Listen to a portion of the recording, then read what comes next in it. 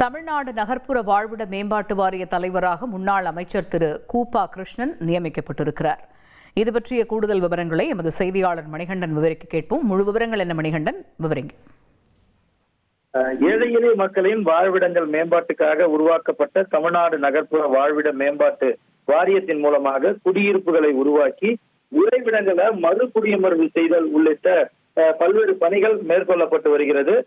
பல்வேறு கட்சி ரீதியிலான தலைவர்கள் ஒவ்வொரு ஆட்சி மாறும் போதும் மேம்பாட்டு வாரிய தலைவராக நியமிக்கப்படுவார்கள். அந்த அடிப்படையில் தமிழ்நாடு நகர்ப்புற வாழ்விட மேம்பாட்டு வாரிய தலைவராக முன்னாள் அமைச்சர் தமிழக வெற்றி கழகத்தினுடைய நிர்வாகி கூப்பா கிருஷ்ணன் அவர்களை நியமனம் செய்து தமிழ்நாடு முதலமைச்சர் ஆணை பிறப்பித்திருக்கிறார்.